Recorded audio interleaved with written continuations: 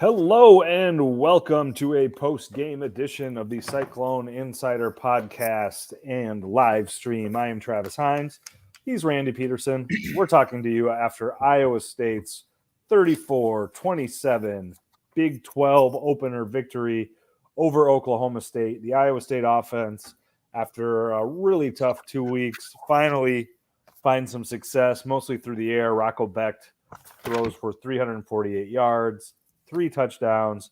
The Iowa State offense didn't look like it was stuck in mud throughout the second half, as it essentially, I don't know if I want to say abandoned the running game, but certainly put the running game in the back seat and handed the keys of the car over to Rocco Becht, who drove them to the promised land. Randy, are we now looking at the greatest show on turf?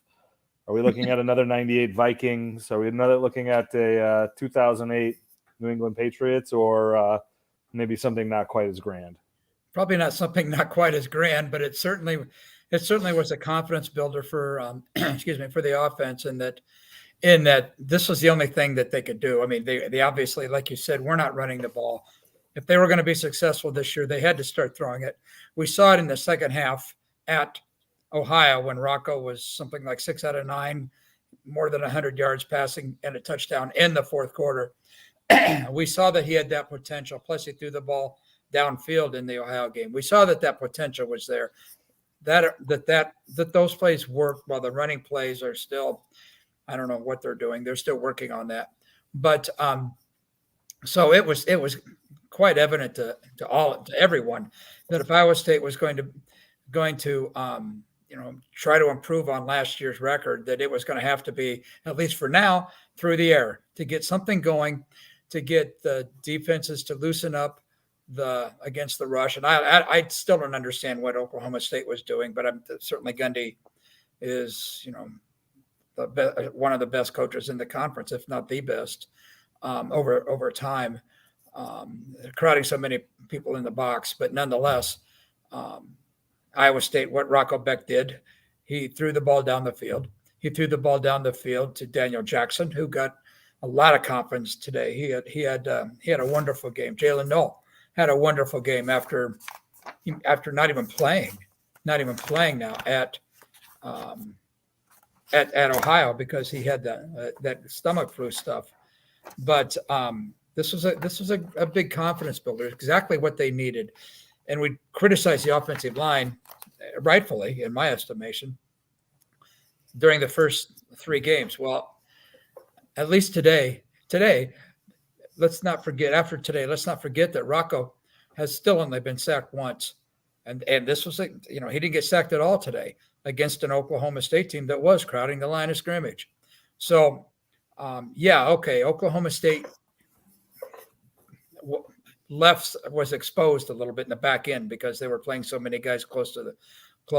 But nonetheless, you still have to hit those passes. And Rocco did. He did to his receivers. So it was probably a huge win for Iowa State. I mean, it's the 4th game of the year, but I don't know. I dread to think what would have happened if Iowa State would have lost this game. Yeah, I think, the question is, this offense, what's it going to look like going forward? Because they threw it 38 to 34 times. I looked at Randy, 10 of those rushes.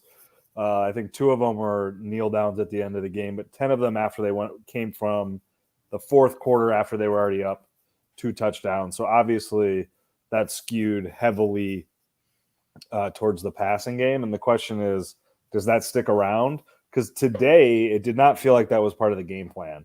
They were trying like hell to run the ball early throughout the game, I think to the point where they actually got booed. I think they did get booed, yeah.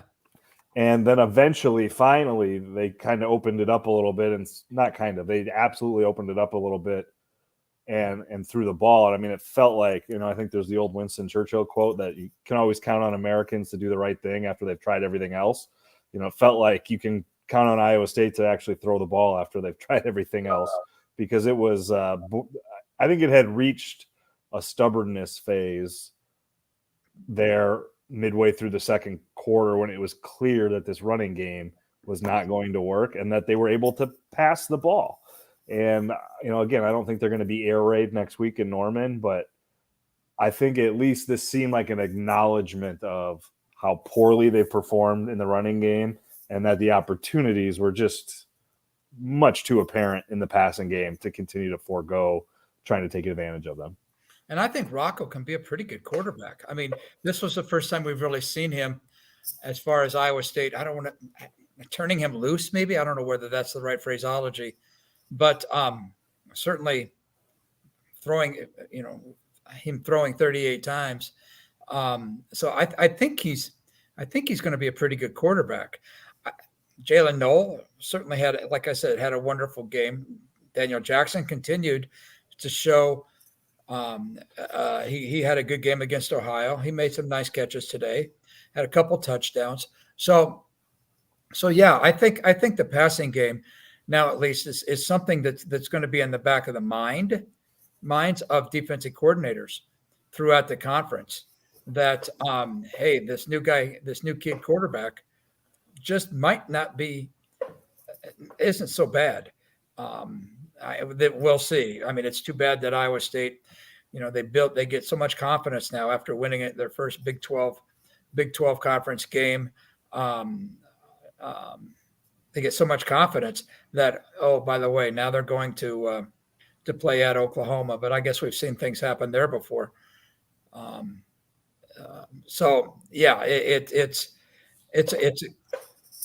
good for Iowa State that they were able to show a different part of the offense that they have, and maybe it also shows that they're not as stubborn like you insinuated. They're not as stubborn with the run, because we certainly saw it, like you said, about to the point where the fans were booing. Was that, I don't know, it was the end of whatever, halftime, second quarter, third quarter, I don't know when it was, but yeah, I think, and maybe that will loosen up the coaches, the playbook a little bit going forward. We'll see. Hey, dude. They did a flea flicker on like the second play of the game. I was just going to go there. It didn't work, but damn it, they tried it. I know. It was awesome. High five for the offense. They tried something. Yeah, they did a flea flicker. That was spectacular. Jeez. The fans certainly didn't boo that. And Randy, I think another important piece of the passing game too is that, we saw Jaden Higgins have a couple of nice games early on, but we saw Jalen Knoll have a huge game today. We saw Daniel Jackson have a huge game today. For Iowa State, I think that's hugely important potentially going forward, because if they're going to have to lean on this passing game, and I'm pretty convinced that's going to be at least the intermediate term case, to be able to spread that out, to get dynamic playmaking from multiple wide receivers when the wide receivers have not done much this year is huge. You got, I think Jackson has a ton of talent. Jalen Knoll, we've seen for a long time, the ceiling that he has. And I think Higgins obviously showed it early on. So for them to have some guys that Rocco Becht can spread the ball around to and make an impact, I think that was, again, the passing game in and of itself is a huge step forward. But I think the pieces within it suggest there might be something more to it than just Oklahoma State blowing a few coverages a couple of times tonight. Here's another fact. Running backs caught 3 passes. Eli Sanders caught 2 passes. Sama caught 1. So that's something that Iowa State hasn't shown a ton of this year either. So, and once again, Ben Bramer, as far as the tight ends, Ben Bramer caught 4 passes. He caught more passes than any of the other tight ends. So, and I really like that kid. I really do. I mean, he's one of the top performers on the team, and he's just a true freshman. What a great recruiting coup there for Iowa State. But yeah, I agree with you that they spread the passing out. We haven't even seen Dimitri Stanley much this year. He only caught 1 pass today. And Jaden Higgins only caught 1 pass today. So they've got plenty of potential in the passing game. They're just out there. It's a matter of Rocco getting the ball to them. And Campbell said very early in his post-game press conference that it's his job to put the players in position to win games. In other words, to me, that's Campbell's always players formations plays. So to get the players to get the playmakers in the right spots to make play. Well, we know Jalen Noah's a playmaker. We know Daniel Jackson's a playmaker. We know Bramer's a playmaker. We know all the receivers. Those guys are playmakers. So I think Rocco's a playmaker with his arm, at least. Not so sure about with his legs, but today was a great step forward in that respect, and especially from a confidence factor. Well, it's interesting too that this is again grading on a curve, and it's a high bar to clear. That I thought this was the worst Iowa State's defense has played. I mean, obviously that TCU game to end last year, but clearly their worst game of this year, and a very atypical performance from them. They gave up some big plays, they missed some tackles, but they still only gave up 27 points, had a couple of interceptions. They were still pretty good, but the offense needed to put points on the board today because that defense was not quite as reach that 10 out of 10 that they so often do.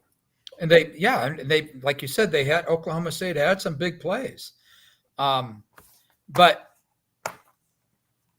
for the most part, the defense played okay. I mean, it's kind of a hold your breath ending, but until whoever it was intercepted the pass there at the end. I don't even remember who that was. TJ Tampa. There you go. Oh, your guy, TJ. So I think we just take the defense for granted sometimes, maybe because it's been so good. That you're right. Today they found another way to win the game, and today the way they won that game was because of the passing game. Now, Bo Freeler had an interception also. So after dropping one early in the game, he could have had two. He had one right in his hands. I mean, it would have been a great catch, but nonetheless, he's a good enough player. He could make that catch. Iowa State.